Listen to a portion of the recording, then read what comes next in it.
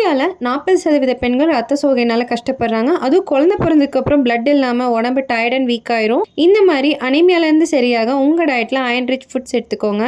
முருங்கைக்கீரை சூப்பில் அதிகமாகவே iron content இருக்குது. அதுக்கு முருங்கைக்கீரை 1 கப் எடுத்துக்கலாம். கூடவே 5 சின்ன வெங்காயம், 3 பல் பூண்டு, 1 தக்காளி, சீரகம், மிளகு, கூட உப்பு போட்டு தண்ணி விட்டு நல்லா வேக விட்டுணுங்க. அதே கடாயில் ப்ரோட்டீனுக்காக ஊற வச்ச காராமணி சுண்டல் எடுத்துக்கலாம். கூடவே ஃபைபருக்காக வெஜிடபிள்ஸ் எல்லாமே ஸ்டீம் பண்ணி எடுத்துக்கலாம். ஸ்வீட் பொட்டேட்டோ, ஸ்வீட் கார்ன், கூடவே ஒரு பாயில்டு எக்கும் எடுத்துக்கலாம். எல்லாத்தையுமே மூடி போட்டு 10லேருந்து 15 நிமிஷம் மூடி வச்சிங்கன்னா எல்லாமே நல்லா வெந்து வந்துருங்க. முருங்கைக்கீரை ஆறினதுக்கப்புறம் மிக்சியில் போட்டு கிரைண்ட் பண்ணி எடுத்தால் முருங்கைக்கீரை சூப் ரெடிங்க. அயன் கண்டென்ட் அதிகமாக இருக்கிற ரத்தசாலி அரிசி ஃப்ளேக்ஸில் உப்புமா செய்யலாங்க. அதை நல்லா வாஷ் பண்ணி எடுத்துட்டு சோக் பண்ணுற அளவுக்கு தண்ணி ஊற்றி வடிகட்டி வச்சுக்கலாம். ஒரு கடாயில் அளவான எண்ணெய் ஊற்றிட்டு கடுகு, கடலைப்பருப்பு, உளுந்தம்பருப்பு, நடக்கடலை பருப்பு, கருவேப்பிலை, பச்சை மிளகாய், வெங்காயம் போட்டு நல்லா வதக்கி விட்டு ஸ்டீம் பண்ண வெஜிடபிள் போட்டு வடிகட்டி வச்சுருந்த ரத்தசாலி ஃப்ளேக்ஸ் ஆட் பண்ணி கிளறி விட்டிங்கன்னா உப்புமா ரெடிங்க.